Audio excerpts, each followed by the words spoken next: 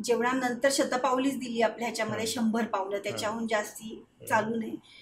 पण सकाळी तुम्ही चालू शकता, ज्याच्याने तुमचं ब्लड सर्क्युलेशन होणार आहे, पचनासाठी मदत होणार आहे. कारण थोडं बाळ प्रेग्नन्सी राहिल्यावरती थोडं पचन कठीण जातात गोष्टी पचायला, म्हणून ह्याचा फायदा होतो. ते पण एक फॅमिली नाही, पण एक म्हणता येईल की कलिग्स आहेत, तर त्यांनी पण काळजी घेणं खूप महत्त्वाचं आहे. थोडं स्ट्रेस फ्री वातावरण देणं, जर का शक्य असेल तर म्युझिक लावणं, वीणा, सरोदवादन, काही राग आहेत हे तुम्ही जर का लावू शकलात इन्स्ट्रुमेंटल, तर ते लावले तर सगळ्यांचंच मन शांत व्हायला, स्ट्रेस लेवल खाली जायला फरक पडेल. आणि तुम्ही असं चूज करू शकता साधारणतः 4-5व्या महिन्यानंतर की मी आता स्ट्रेस फ्री काम नाही घेणार, असं त्या स्त्रीने चूज केलं पाहिजे मॅनेजरशी बोलून. हे जे मंत्र आपण जे म्हणणार आहे आता, हे थोडंसं आध्यात्मिक पण आहे, पण यामागं सायन्स नक्की काय आहे की बाबा आपली जी बॉडी आहे त्याला कसं ते फायदेशीर ठरतं? हे जे मंत्र आपण जे म्हणणार आहे आता, हे थोडंसं आध्यात्मिक पण आहे, पण यामागं सायन्स नक्की काय आहे की बाबा आपली जी बॉडी आहे त्याला कसं ते फायदेशीर ठरतं? आता आध्यात्मिक म्हटलं तर हे चक्रामध्ये हा विषय जातो. बरोबर. साधारणतः 5व्या-6व्या महिन्यापर्यंत पाठीचा कणा बाळाचा तयार होतो, चक्र सुद्धा ऍक्टिवेट व्हायला लागतात. तर ही जी सगळी जी मंत्र आहेत हे डायरेक्टली चक्रांमध्ये जाऊन त्याची व्हायब्रेशन्स पोचायला लागतात. तुम्हाला माहितीच आहे, ऑलरेडी आपण पॉडकास्टमध्ये ऐकलंय की प्रत्येक चक्राचा पण एक बीजमंत्र आहे. तर हे जेव्हा आपण ही स्तोत्र किंवा हे श्लोक म्हणतोय त्याच्यात आपण उच्चारण या बीजमंत्रांचं ऑटोमॅटिक होत असतं. मग त्याच्यामुळे त्यांची जी मज्जा संस्था आहे ती स्ट्रॉंग होणार आहे, बळकट होणार आहे, आणि त्यांचा सर्वांगीण विकास होणार आहे, आध्यात्मिक पण विकास होणार आहे. आता हे जे बाळ जन्माला येतो हे प्रारब्ध कर्म काहीतरी घेऊन येणार आहे, या जन्माचा आपण संस्कार देतो आहे ते ऍड होणार आहे त्याच्यामध्ये. जे प्रारब्ध कर्म घेऊन आला आहे तर तो म्हणतो, बाळ आतमध्ये म्हणतोय मला या जन्म मृत्यूमधून सोडव देवा, पण त्याला जन्माशिवाय पर्याय नाही, आणि जन्म घेतो तेव्हा ते सगळं विसरतो. म्हणून ह्या सगळ्या व्हायब्रेशन्सचा त्याच्यावरती इम्पॅक्ट झाल्यावरती कधी ना कधी आपण या 84 लक्ष योनीमधून आपण जन्म घेतोय, तर त्याच्यातनं आपण कधी ना कधी या बंधनातून मुक्त होणार आहोत. हीच प्रोसेस आहे. योग म्हणजे काय, हीच प्रोसेस आहे. याच्यातून आपण जन्म मृत्यूकडून कधीतरी आम्हाला सोडव, मी चांगलं कर्म करीन, प्रत्येक जन्मात काहीतरी अजून चांगलं करीन. आता आपण या ह्याच्यात आलोय म्हणजे आपण मागच्या जन्मी नक्कीच काहीतरी याच्या रिलेटेड आपण कार्य केलं होतं, म्हणून आपण ही साधना करतोय आता सगळेजण. तर ह्याला सगळ्याला ह्याची ही बॅकग्राऊंड आहे. तर त्याच्यामुळे त्याचा इतका स्ट्रॉंग विकास होतो की तो निर्भीड बाहेर येतं बाळ. आणि आत्ता खूप जगाला गरज आहे स्ट्रॉंग, निर्भीड, एक सर्वगुण संपन्न म्हणता येईल अशा संततीची गरज आहे. मग तो दिव्यात्मा येईल. कुठले दिव्यात्मा बघत असतात, कुठल्या आईच्या मी पोटी जन्म घेऊ, जसं तुम्ही आता पहिलेच म्हणाला, तुकाराम महाराज आले, ज्ञानेश्वर महाराज आले, कार्य केलं, गेले. काय केवढूसं वय, केवढूसं लहान, पण कार्य केवढं मोठं, म्हणजे अजूनही कित्येक वर्ष आपण ते बोलतो, आणि जिवंत समाधी. मग हे कसं काय त्याच आईच्या पोटी जन्माला आलं, म्हणजे हे त्यांनी त्या आईला त्या दिव्यात्माने धरलं, याच आईच्या पोटी जन्म येऊन मी काहीतरी कार्य करणार आहे. मग हे जो विकास आहे हा फक्त सर्वांगीण स्वतःचा विकास नसून सामाजिक विकास आहे, आध्यात्मिक विकास आहे. त्या आत्म्याचा जो प्रवास आहे त्याच्यात हा आध्यात्मिक विकास सुद्धा आहे. आणि मग ती चेतना आली, मग ते बाळ तयार होते. तोवर तर ती नुसती बॉडी आहे, शरीर आहे, पंचमहाभूत आहेत, पण जोवर त्याच्यात चेतना येत नाही, आत्मा येत नाहीये, तोपर्यंत काही नाहीये. हा आत्मा हा चूज म्हणजे ठरवतोय की मला या आईकडे जन्म घ्यायचा, या जेनेटिकमध्ये, या वंशामध्ये मला जन्म घ्यायचा आहे. म्हणजे हे तुम्ही सगळं पाहिलं. आता बाकीचेही काही साधू असतात, गजानन महाराज घ्या, ज्ञानेश्वर महाराज, तुकाराम महाराज, यांचे जर स्वामी समर्थ, त्यांचं कधी कधी माहितीही नाही आहे की का कुठनं आले, पण आले, जन्म तर आहे, आले आणि त्यांनी कार्य करून गेले. ते असे दिव्यात्मा सुद्धा आहेत. तर ह्याच्यासाठी हा मग गर्भसंस्कार खूप महत्वाचा ठरतो की जगाला आपण काय देणार आहोत बाहेर, की एखादं इम्पॅक्टफुल आपण काहीतरी करू शकतो या जगासाठी. काही देऊ शकतो आपण. तर असं कार्य करून मग ते आत्मे पुढच्या ह्याच्यात जातील. मग कदाचित त्यांचं त्या या बंधनातून मुक्तही होतील काही कार्य झाल्यावर. आपल्याला ते माहिती नाही. म्हणजे मोक्षप्राप्ती. म्हणजे जसं की मागच्या आपण आता चर्चा केली की मागच्या जन्मीचे जे काही कर्म असतील, जो माणूस ते आपण बदलू शकत नाही. बरोबर. मग ते घेऊनच आपण तो इथे येत असतो, म्हणजे जन्म घेत असतो. मग त्यावरती आपण परत चांगले हे केलं तर तो त्यातनं पुढे जाऊ शकतो. अगदी बरोबर. त्याला अगदी गती मिळते. प्रारब्ध कर्म आणि आत्ताचे गर्भसंस्कार किंवा संस्कार. मग ते संस्कार गर्भावरती करताना गर्भसंस्कार म्हणतोय, नंतर आपण संगोपनाचे संस्कार देतोय, मग गुरु देतोय, आई वडील देत आहेत, बाकी बरेच लोक देत आहेत जन्माला आल्यावरती. ही प्रोसेस आहे माणसाची, प्रत्येक माणसाची ही प्रोसेस आहे. म्हणून गुरु आई, खरं तर आईला पहिलं महत्व दिलंय, मग पिता येतात, मग गुरु येत आहेत. म्हणून आई ही मातृ देवो भव हे खूप महत्वाचं आहे. आई नसेल तर तुम्ही बाहेरच येऊ शकणार नाही. तर 9व्या महिन्यामध्ये बाळ हे म्हणतं की मला ह्याच्यातनं मुक्त कर, मला नको हा जन्म, मी तुझी सेवा करीन, भक्ती करीन. आणि मग ते आईच्या जेव्हा हे होत असतं, लेबर प्रोसेस होत असते, जेव्हा बाळ बाहेर येतंय त्यावेळेला ते म्हणतं की मी नक्की सगळं करीन, मी ह्याच्यातनं बंधनातून मुक्त होईल. पण ज्या क्षणी ते या पृथ्वीवरती जन्मतं ते सगळं विसरतं, मागचे जन्म सगळं विसरतं. आणि मग परत आपला कर्माचा सिद्धांत सुरू होतो. बरोबर. या जन्माचा परत सिद्धांत सुरू होतो, काय कर, चांगले कर्म, वाईट कर्म. गर्भसंस्कार अर्ध्या गोष्टीचं केल्या बाबा की पूर्ण काही स्त्रींना करता येत नाही, महिलांना करता येत नाही. तर मग ह्याच्यावरती आपण कशा पद्धतीने? ह्याच्यामध्ये एक खूप इंटरेस्टिंग गोष्ट ही आहे की अर्धवट सुटणे ह्याला आपण प्रारब्ध कर्म कारणीभूत ठरणार आहे. की अर्धवट सुटणं हे त्यांच्या नशिबातच होतं. बापरे. परंतु आपण जर का करायला गेलं तर शक्यतो एखादी गोष्ट संकल्प केला तर संकल्प सिद्धीला न्यावा. म्हणजे जसं त्यांचं अर्धवट राहिलं पण तो त्यांनी फाईट केला, अभिमन्यूनी भेदू शकण्याचे प्रयत्न केलेच, पण प्रयत्न करण्यापर्यंत तो पोचला संस्कारांच्या मधून, हे खूप महत्वाचं आहे. तर तसंच आपण कुठला संकल्प जर का धरला की जसं आपण शिक्षण करतोय तर शिक्षणाचा आपण एक संकल्प की मी बाबा MA होणार आहे, तर तो सिद्धीला न्यायला पाहिजे. तर तसंच गर्भसंस्कारचा पण जेव्हा तुम्ही डे 1 किंवा त्याच्या आधी जेव्हा तुम्ही गर्भधानच्या वेळी संकल्प धरताय तर शक्यतो तुम्ही हा शेवटपर्यंत न्या. त्याचे बेनिफिट्स अप्रतिम आहेत. म्हणजे आपल्या विचारांच्या पलीकडे ह्याचे सगळे बेनिफिट्स आहेत. हे मिळाले तर आपल्या संततीसाठीच याचा फायदा आहे. कारण आपण त्यांच्या बरोबर जवळजवळ नंतर 50-60 वर्ष असतो, तर आपल्याला ते दिसणार आहे की ते कसे वाढणार आहेत, त्यांचं अपब्रिंगिंग किती छान होणार आहे, ते किती स्ट्रॉंग होणार आहेत या जगासाठी. तर हे खूप महत्त्वाचं ठरतं की तुम्ही एखादा संकल्प केला, कुठलाही महत्व असो, गर्भसंस्काराचा संकल्प धरा, शिक्षणाचा धरा, संकल्प सिद्धीला न्यायला हवा. मग त्याचे आपल्याला चांगले फायदे मिळणार आहेत.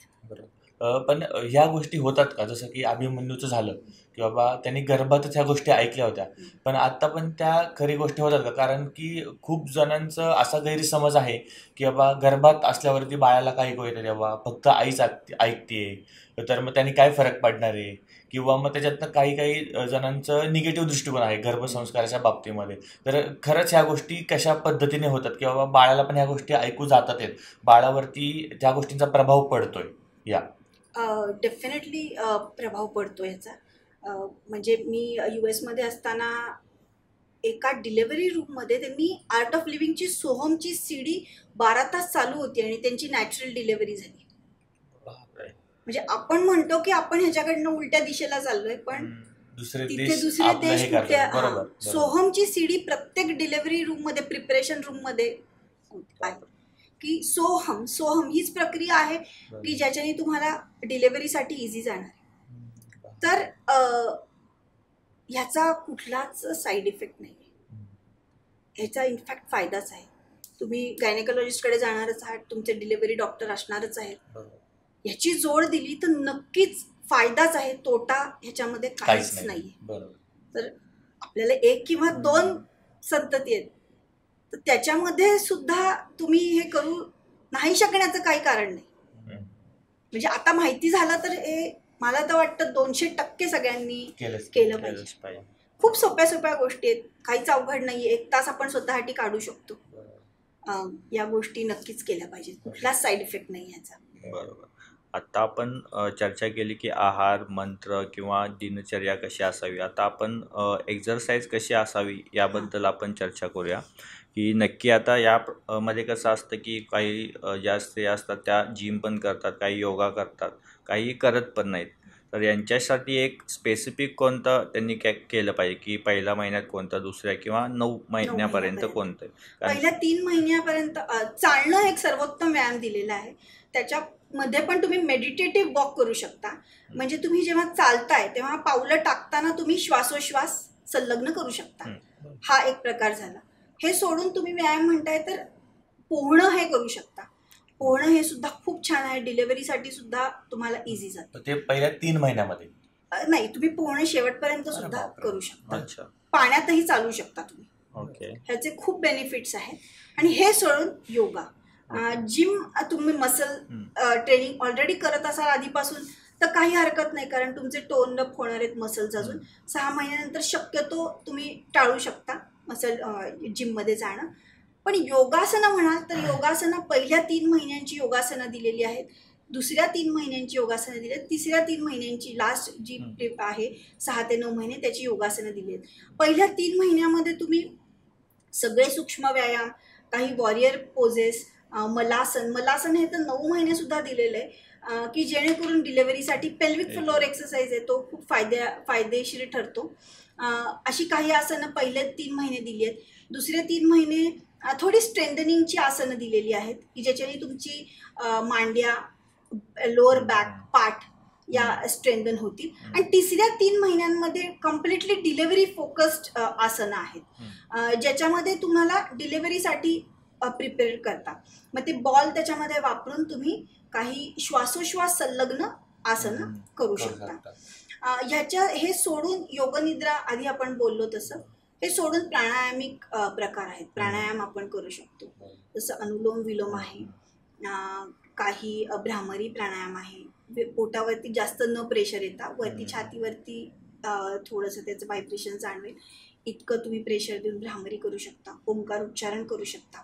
हे सोडून हे झाले योगा आणि प्राणायामचे प्रकार. हे सोडून व्हिज्युअलायझेशन्स दिलेली आहेत.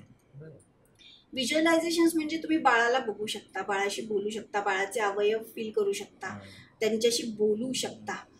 ही अशी व्हिज्युअलायझेशन्स दिलेली आहेत. कृष्णाचा फोटो आहे त्याच्याकडे तुम्ही बघू शकता. हे अशा गोष्टी ह्याच्यामध्ये दिलेल्या आहेत. योगाच्या प्रकारांमध्ये हे आम्ही सगळे शेड्यूल करतो. हे सोडून त्राटक म्हणून एक ध्यान असतं जे ज्योती ध्यान म्हणू शकतो.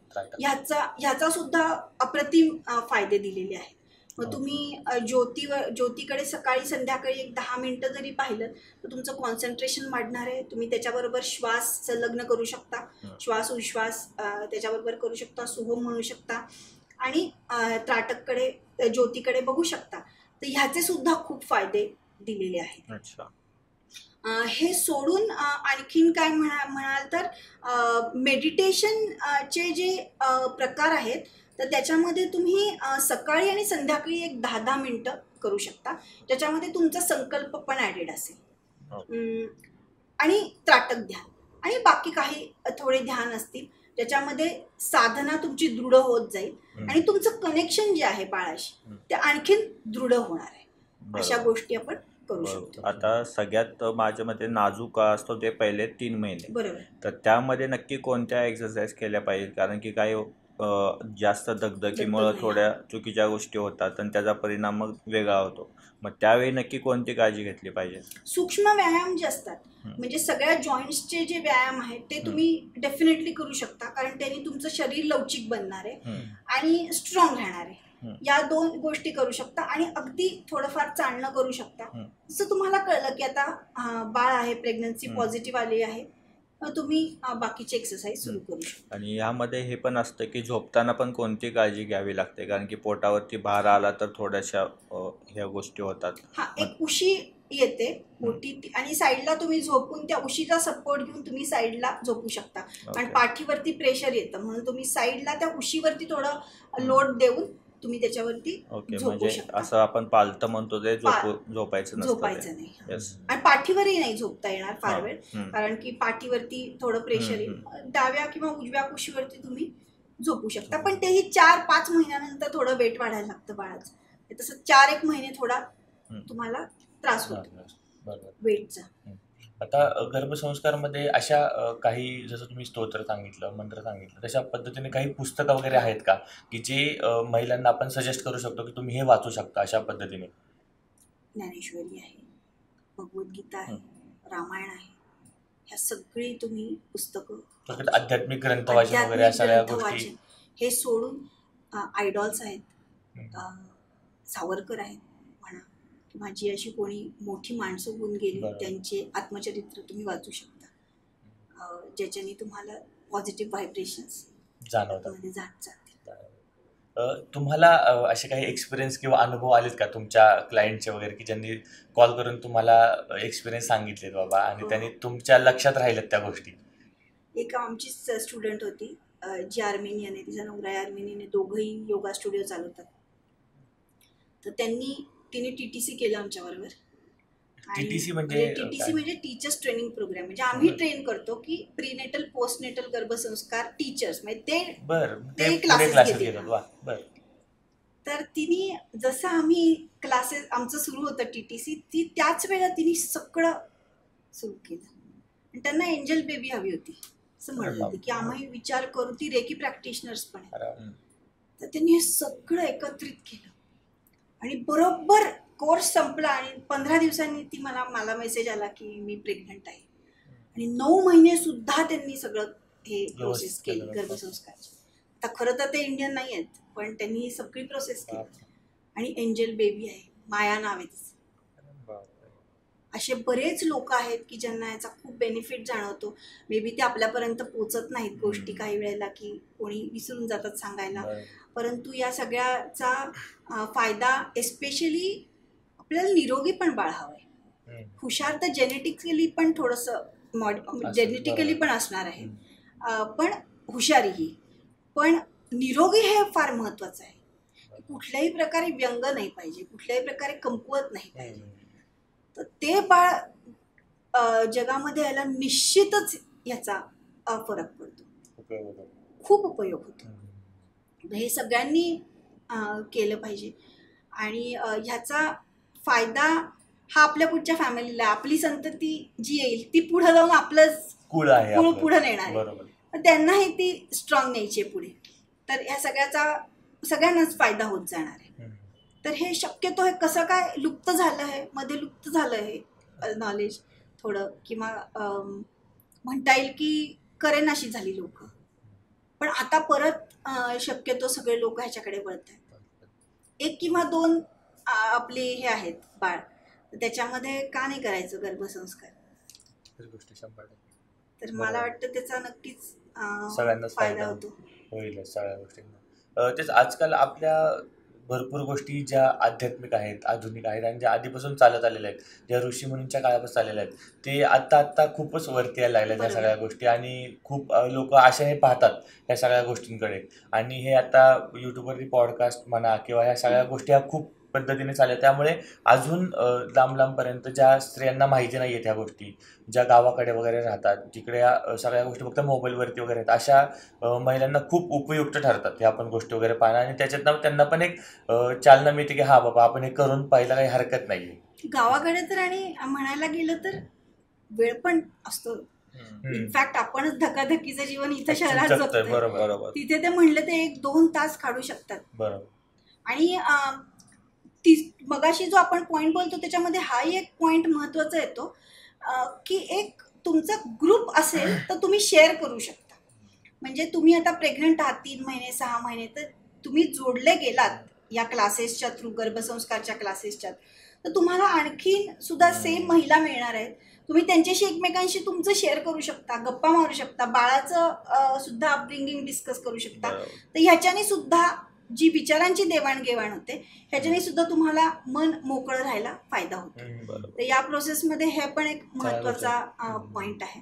मग तुम्ही कोणी एखादं पुस्तक वाचलं, तिने काही टिप्पणी दिली, तू काही टिप्पणी दिली, तर ह्याचा एकमेकांशी जो संवाद होतो त्याच्यानी नक्कीच फायदा फायदा होतो. होतो. सगळ्यांना एकत्रित बोलण्याचा सगळ्यांना फायदा होतो. बरोबर. मग आज आपण आता एक पॉईंट मला इथं बोलावं असं वाटतं की आपले जे व्ह्युअर्स आहेत त्यापैकी भरपूर असे बॉस आहेत किंवा मॅनेजर्स आहेत, तर त्यांच्या एक एम्प्लॉई जेव्हा असं प्रेग्नंट होतो तर त्यांनी पण कोणती काळजी घेतली पाहिजे ऑफिसमध्ये, की ऑफिसमध्ये सुद्धा की स्ट्रेस वातावरण खूप असतो. हा. बाबा लेट नाईट काम झालं किंवा हेवी वर्कआउट ज्या क्षेत्रामध्ये असतात, तर ह्या कोणत्या गोष्टी अवॉइड केल्या पाहिजेत, त्यांनी पण कोणती काळजी घेतली पाहिजे आपल्या एम्प्लॉयची? ते पण एक फॅमिली नाही पण एक म्हणता येईल की कलिग्स आहेत, तर त्यांनी पण काळजी घेणं खूप महत्त्वाचं आहे. थोडं स्ट्रेस फ्री वातावरण देणं, जर का शक्य असेल तर म्युझिक लावणं, वीणा, सरोदवादन, काही राग आहेत हे तुम्ही जर का लावू शकलात इन्स्ट्रुमेंटल तर ते लावले तर सगळ्यांचंच मन शांत व्हायला, स्ट्रेस लेवल खाली जायला फरक पडेल. आणि तुम्ही असं चूज करू शकता साधारणतः 4-5व्या महिन्यानंतर की मी आता स्ट्रेस फ्री काम नाही घेणार, असं त्या स्त्रीने चूज केलं पाहिजे मॅनेजरशी बोलून. आणि त्यांनी सुद्धा त्याला पॉझिटिव्ह आन्सर देऊन मला वाटतं एक साधारणतः 5 ते 9 महिने मग थोडंसं कमी काम, की जेणेकरून आपली बॉडी आणि माइंड हे शांत राहील, माइंड शांत राहील, बॉडी सुदृढ राहील, ह्याच्याकडे लक्ष दिलं जाईल. तर ते मॅनेजर्सनी थोडंसं वर्कलोड कमी करून, स्ट्रेस कमी करून दिला तर बेटर होईल. बरोबर. आता आपलं हे गर्भसंस्काराचा आता कोर्स करायचं म्हटलं तर ह्याचं किती राहतं, म्हणजे 9 महिन्याचा हा कोर्स राहतो? जर का तुम्हाला टीचर बनायचं असेल तर तो 85 आवर्सचा आहे. 21 दिवसाचा कोर्स आहे हा. बरं. 2 तास असतो, बरं. सोमवार ते शनिवार. आणि जर का तुम्हाला क्लासेस घ्यायचे असतील, जॉईन करायचे असतील तर ते डेली असतात, मंडे टू सॅटर्डे. संडेला ऑफ असतो. 2 बॅचेस आहेत, सकाळी आणि संध्याकाळी गर्भसंस्कारच्या बॅचेस आम्ही घेतो. साधारण 45 मिनिट्सच्या बॅचेस असतात. ह्याच्यामध्ये जसं आपण बोललो, एक संकल्पाने सुरू करतो. संकल्प, मग काही स्ट्रेचिंग एक्सरसाइजेस, मग योगासनानंतर प्राणायाम, शवासन आणि प्राणायाम गोज हँड इन हँड. त्याच्यानंतर कधी योगनिद्रा घेतो, कधी ध्यान घेऊ, कधी ॲफर्मेशन्स घेऊ, व्हिज्युअलायझेशन्स घेतो, गर्भसंवाद, एवढ्या सगळ्या गोष्टी असतात. आणि हे सोडून हे जे संस्कार आहेत हे पण आपण करू शकतो. हे कपल, त्याच्यामध्ये दोघांना येणं महत्त्वाचं आहे, फॅमिली येणं महत्त्वाचं आहे. तर गुरुजींच्या मार्फत आपण ते करू शकतो सगळ्या गोष्टी. आणि त्याची फी किती असते जरी एक अंदाजे? कारण की काय होतं की आपण भरपूर वेळा ह्या सगळ्या गोष्टी सांगतो, पण काय होतं की आपल्या म्हणजे भरपूर वेळा कमेंट्स आपल्याला आले की तुम्ही जरा त्यांची फी वगैरे पण एक मिनिमम, कारण की नंतर ती वाढते किंवा कमी होते, ते थोडक्यात तुमच्या ह्याच्यावरती असतं, पण एक त्याची एक जर का प्रायव्हेट असेल तर ती वेगळी आहे, पण ग्रुप सेशन साधारणतः 4 ते 5,000 रुपये महिना आम्ही चार्ज करतो. ओके. आणि मग हा कोर्स 9 महिन्याचा असतो? हां, म्हणजे डेली क्लासेस सारखंच 9 महिने. येस. आणि तुम्ही त्याच्यानंतर पोस्ट नेटल म्हणजे डिलिव्हरी नंतरचे क्लासेस तुम्हाला करायचे असतील तर मग ती चर्चा वेगळ्या सत्रात आपण करू शकतो. पोस्ट प्रेग्नन्सी जर्नी नक्की काय टॉपिक आहे, त्याचे टेक्निक्स काय असतात? हां, पोस्ट प्रेग्नन्सी म्हणजे साधारणतः जर का नॉर्मल डिलिव्हरी झाली तर 3 महिन्यानंतर तुम्ही छोटे छोटे एक्सरसाइजेस सुरू करू शकता. आणि 6 महिन्यानंतर तुम्ही व्यवस्थित सूर्यनमस्कारापर्यंत सुद्धा तुम्ही जाऊ शकता, जर का तुमचं टाके नसतील, नॉर्मल डिलिव्हरी झाली असेल. जर का सी सेक्शन झालं असेल तर टाके शक्यतो गेले, पूर्ण बुजले आणि पूर्ण तुमचं व्यवस्थित झालं, रक्तस्राव थांबला की तुम्ही प्रॅक्टिस सुरू करू शकता. साधारणतः 6 महिन्यानंतर तुम्ही फिट होता की तुम्ही प्रॉपर पोस्ट नेटल प्रॅक्टिसेस सुरू करू शकता. ह्याच्यामध्ये आपण एक मगासपासून सारखा शब्द उच्चारते, सोहम, हां, किंवा तुम्ही मगाशी बोलत आर्ट ऑफ लिव्हिंग. तर नक्की आर्ट ऑफ लिव्हिंगचा ह्याच्यामध्ये कशा पद्धतीने फायदा होऊ शकतो? की जसं सोहम म्हटलं तर श्वासोच्छ्वास आपला त्या प्रकारे होतो, किंवा सुदर्शन क्रिया आहे ती खूप इम्पॉर्टंट असते. तर ह्याच्यातनं पण मी खूप महिलांचे अनुभव ऐकलेले आहेत की बाबा त्यातनं पण खूप फायदा होतो.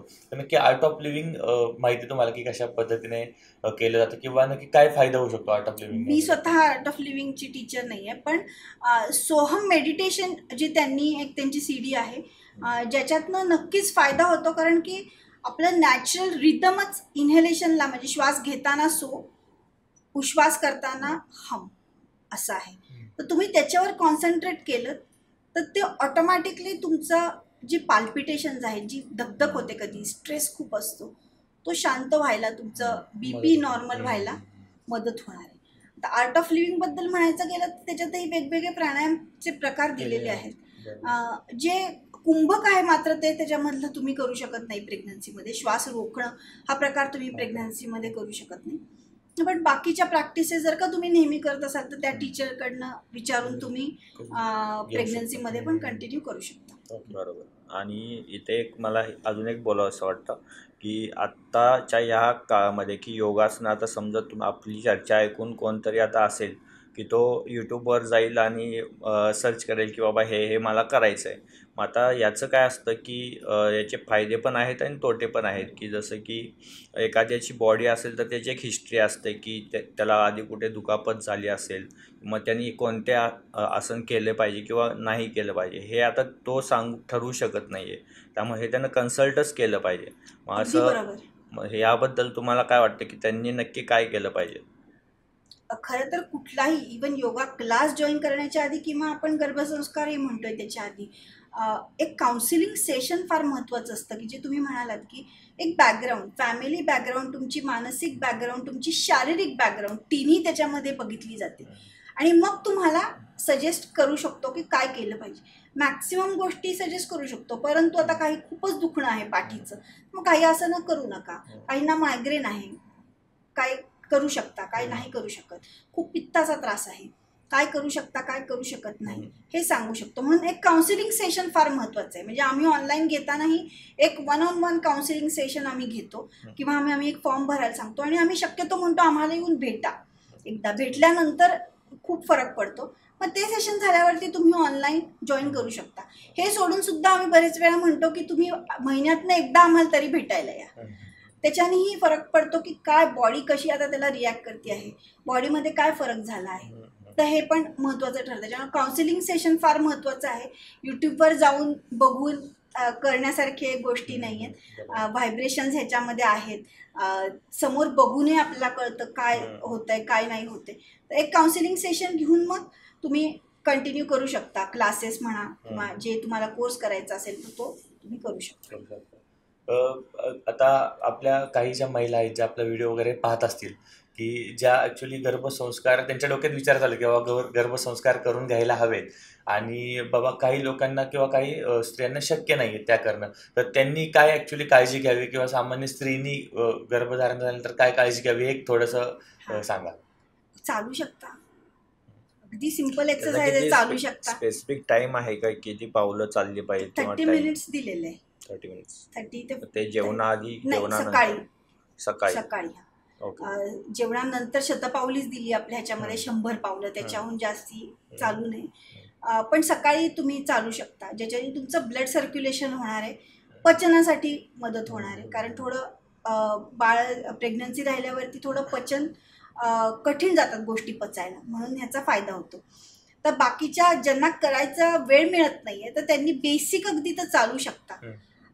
घरामध्ये होममेड फूड तुम्ही खाऊ शकता, बाकी काही ॲड केलं नाही. तर घरात जे आपल्या बनतं ते शक्यतो सात्विक आहार आयुर्वेदामध्ये जो दिलाय तो तुम्ही खाऊ शकता, त्याचं ग्रहण करू शकता आणि प्राणायाम करू शकता. बसल्या जागी शांतही बसू शकता, नुसतं जे विचार येतील ते येतील. फोटो वगैरे घरात पॉझिटिव्ह लावणं किंवा ग्रंथ वाचणं ह्या सगळ्या गोष्टी करूच शकतात. ग्रंथ वाचून काही काहींना ते अवघड पण वाटेल. ग्रंथ वाचता नाही आलं तर तुम्ही ऐकू शकता. रामरक्षा म्हणता येत नाही, ऐकू शकता. हनुमान चालीसा ऐकू शकता. या सगळ्या गोष्टी पण खूप इम्पॅक्ट पडतो गर्भावर. नक्कीच. त्याच्या सगळ्यामध्ये बीजमंत्रांचीच ही स्तोत्र आहेत. तर त्याच्यामुळे इनडायरेक्टली मगाशी जो आपण टॉपिक बोललो तो ते बीजमंत्र आपण उच्चारण होत आहे म्हणजे ती व्हायब्रेशन जाणवत आहेत प्रत्येक चक्राला. म्हणजे काय होतंय की स्पाईन स्ट्रॉंग होती. पाठीचा कणा, आपलं एजिंग जी प्रोसेस आहे, आपला पाठीचा कणा जेवढा स्ट्रॉंग ते आपलं एज आहे ॲक्च्युली. म्हणजे लोक जी पूर्वी 100-120 जगायची म्हणजे त्यांचा पाठीचा कणा मजबूत होता.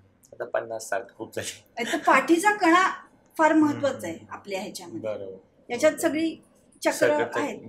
मग हे सगळ्यांनी त्याच्यावरती व्हायब्रेशन्स येत आहेत आणि जी व्हायब्रेशन्सनी त्या बाळाला ती मिळत आहेत आणि मग ते बाळ ऑटोमॅटिकली वाढतंय. दिवसेंदिवस बाळ वाढत असतं. तर त्याच्यामुळे त्याच्यावरती डेफिनेटली या सगळ्या गोष्टींचा फायदा होणार आहे. किंवा अगदी घरात आजी असेल, आजी जे म्हणते तेवढं जरी ऐकलं तरी खूप आहे. मी तर म्हणजे काहीच नाही केलं तर घरामध्ये आज्या असतातच, त्यांनी जे म्हणतायत रोज आणि ते जे खातायत तेवढं जरी केलं, बाकी काही न करता, तरी खूप आहे. बरोबर. आता यामध्ये एक फेज असतो की सारखी झोप येते, तर त्यावरती ही किती फायद्याची आहे की तोट्याची काय? झोप ह्याच्यात महत्वाची आहे. ओके. शक्यतो दुपारी झोपू नये, पण प्रेग्नन्सीमध्ये झोप पुरेशी घ्यावी, कारण थोडी बॉडी थकत असते. तर लवकर झोपा, थोडं लवकर उठायचा प्रयत्न करा. शक्यतो चहा कॉफी टाळा, म्हणजे झोप येईल लवकर. आणि पुरेशी झोप घेणं खूप महत्वाचं आहे या काळात. ओके. तरी किती तास? म्हणजे 8 ते 9 तास महत्वाची आहे झोप घेणं, कारण बॉडी तसं थोडी थकते या प्रोसेसमध्ये. 8 ते 9 तास झोप घेणं महत्वाचं आहे. पाणी खूप महत्वाचं आहे, चांगल्या प्रकारचं शुद्ध पाणी. आयुर्वेदामध्ये पाण्याचं पण महत्त्व खूप दिलेलं आहे. त्याच्यामध्ये चांदीच्या भांड्यामध्ये चांदीच्या चेनला सोन्याचा पत्रा त्या भांड्यात टाकून ठेवायचं, ते पाणी प्यायचं आहे. तर ह्या पाण्याचं पण खूप महत्त्व दिलेलं आहे. त्याच्या मागे काय सायन्स आहे? सोनं हे इतकं पायस मेटल आहे की ते आपल्यापर्यंत जाणार आहे, त्याचा आपल्यावरती चांगला संस्कार होणार आहे. म्हणून ते पाणी आपणही शक्यतो म्हणतोच की चांदीच्या भांड्यात पाणी प्यावं, चांदीच्या तांब्यातून पाणी प्यावं. तर ते आणखीन गर्भामध्ये, म्हणजे तुम्ही प्रेग्नंट आहात तेव्हा केलं तर अतिउत्तम आहे. बाळाची बुद्धी तल्लख होते, बाळ शार्प होतं, बाळाचा सर्वांगीण विकास व्हायला फायदा होतो. हे चांदीच्या भांड्यातलं पाणी, ज्याच्यात सोन्याचं पत्रा टाकलेली चेन आहे, हे नाही चालत. अंगठी किंवा हे नाही टाक, पत्रा पाहिजे सोन्याचा. छोटा पत्रा जो असेल तो चेनला लावून तुम्ही त्या ह्याच्यामध्ये टाकू शकता. त्याचा फायदा दिला. पण पाण्याचंही महत्त्व आहे. खाण्याचं बोलतो तो त्या ह्याच्यानुसार दुधाचं महत्त्व खूप दिलेलं आहे. चांगलं दूध पाहिजे. आणि मगाशी बोललो तसंच लोणी, तूप याचं सुद्धा महत्त्व. यामध्ये चांगलं म्हणजे कोणतं, की गाईचं, म्हशीचं? नाही, गाईचंच महत्त्वाचं दिलेलं आहे. कारण की आपल्या आध्यात्मिक ह्याच्यात किंवा आयुर्वेदात पण गाईला खूप महत्त्व आहे. म्हणायचं पूर्वी की गाय एक घरात पाहिजे, म्हणजे त्याच्या ऑटोमॅटिकली दूध, तूप सगळंच निघतं. बरोबर. दूध, लोणी, तूप, ताक सगळं निघतंय. तर ते नसेल तर तुम्ही एखादी घेऊ शकता, गाय कुठे बघू शकता. इस्कॉनमध्ये आहे ही प्रोसेस. तुम्ही तसं दूध घेऊ शकता. संस्कारित दूध देणं महत्त्वाचं आहे. ते दूध तुम्ही पिऊ शकता. दुधाला खूप महत्त्व दिलेलं आहे. भाताचं आपण बोललो, बाकी विषय आपण बोललोच खाण्याबद्दल स्पेसिफिक. पण तेही स्पेसिफिकली त्या एखाद्या मुलीच्या एज, तिची प्रकृती ह्याच्यानेही थोडेफार चेंजेस होतात खाण्यात. पण बेसिक जे जेनेरिक डाएट आहे त्याच्यामध्ये या सगळ्या गोष्टी महत्त्वाच्या दिलेल्या. थोडक्यात म्हणजे गर्भसंस्कार ही प्रक्रिया तुम्ही सांगितलंच की का इम्पॉर्टंट आहे प्रत्येक स्त्रियांसाठी. मग आता ह्याच्यामध्ये भरपूर सोशल मीडिया म्हटल्यावरती निगेटिव्ह गोष्टी पण इम्पॅक्ट होतो. पॉझिटिव्ह गोष्टी सांगणारे पण खूप आहेत आणि निगेटिव्ह गोष्ट सांगणारे पण. जसं तुम्ही सांगितलं की एखादी निगेटिव्ह गोष्ट होत नाहीच आहे ती, आणि ती जर पॉझिटिव्ह गोष्ट तुमच्यासाठी होती आणि तुमच्या जर बाळासाठी तुम्ही एवढा विचार करताय, तर हे 100% करणं गरजेचं आहे. 100 नाही 200% करणं गरजेचंच आहे ही गोष्ट. आणि आता आपले प्रेक्षक पाहतीलच ह्या सगळ्या गोष्टी, आणि नक्कीच गर्भसंस्कार करून घेतील ते 100% ह्या सगळ्या गोष्टींनी. कारण की ह्यांनी एकच गोष्ट होत नाही की भरपूर गोष्टी याच्यामध्ये ॲड आहेत. जसं की योगा, आध्यात्मिक गोष्टी आल्या त्याच्यामध्ये, त्याच्यानंतर श्वासोच्छ्वास आले, योगासनं आली. ह्या सगळ्या गोष्टी त्याच्यातनं होत असतील तर माझ्या मते काहीच हरकत नाही आहे ह्या सगळ्या गोष्टी करायला. आणि आम्हाला भरपूर काही नवीन गोष्टी ह्याच्यातनं शिकायला मिळाल्या. तर आपण आपल्या प्रेक्षकांचा पण उत्साह आहेच नक्की, ह्या गोष्टी पाहतीलच ते. आणि ह्याच्यानंतर अजून आपण छान पुढच्या ह्याच्यावरती सिरीज करूयातच, गर्भसंस्कार म्हणा किंवा अजून त्याच्यानंतरच्या काही प्रकार असतील त्याच्यावरती करूयात. आम्हाला पण भरपूर नवीन गोष्टी ह्याच्यातनं शिकायला मिळाल्या, आपल्या प्रेक्षकांना पण मिळाल्याच असतील. तुम्हाला आपल्या प्लॅटफॉर्मवरती येऊन कसं वाटलं? खूप छान वाटलं. एस्पेशली तुमची जी विचारायची पद्धत आहे त्याला आध्यात्मिक जोड असल्यामुळे खूप छान वाटलं. खरं तर हे सगळं सायन्स आध्यात्मिक आहे. आपण आपला जन्मसुद्धा एक प्रकारे तसाच म्हणता येईल, पंचतत्व. तर ह्याच्यातनं म्हणजे मला आत्ता पण काटा येतोय की आपण ह्या सगळ्यातून लोकांपर्यंत हे देऊ शकतोय. हेच खूप एक मोठं कार्य म्हणता येईल की आपण जे काही लोकांपर्यंत आपल्याला जे आपल्या गुरूंकडनं आलं तुम्हाला तुमच्या गुरूंकडनं आलं आणि जे आपण मिळून लोकांपर्यंत हे देऊ शकतोय, हेच एक खूप धन्यवाद तुम्हाला की तुम्ही इथं म्हणजे मला बोलवलंत आणि हे बोलायला दिलं, तर त्याच्याबद्दल खूप धन्यवाद. तुम्हाला पण धन्यवाद की तुम्ही इथे आलात आणि आम्हाला छान मार्गदर्शन केलं, आपल्या प्रेक्षकांना छान मार्गदर्शन केलं.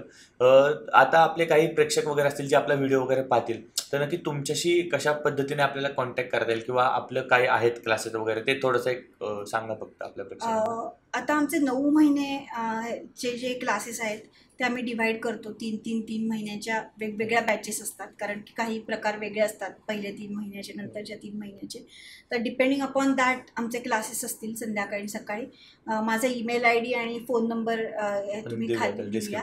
आणि ह्याच्यामध्ये आपण फीज पण बोललो. ह्याच्या व्यतिरिक्त कोणाला टीचर्स ट्रेनिंग करण्यात इंटरेस्ट असेल तर तेही आम्ही करतो. ऑनलाईन ऑफलाईन दोन्ही प्रकारे करतो. गर्भसंस्कारचे पण क्लासेस ऑनलाईन ऑफलाईन दोन्ही प्रकारे करू शकतो.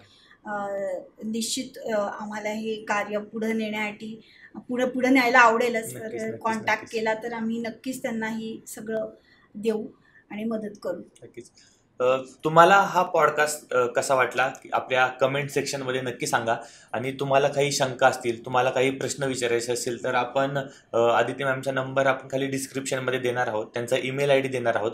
तुम्ही तिथनं मॅमसोबत संपर्क करू शकता. आणि असेच नवीन पॉडकास्ट आपण तुमच्यासाठी घेऊन येणार आहोत. नवीन चर्चासत्र होणार आहेत आपल्या पॉडकास्टच्या माध्यमातून. ते आध्यात्मिक असतील, आयुर्वेद असतील किंवा गर्भसंस्कार असतील, असेच नवीन सगळ्या गोष्टी येत राहतील आपल्या चॅनलवरती. आणि आपल्या चॅनलला लाईक, शेअर, सबस्क्राईब करायला विसरू नका. धन्यवाद.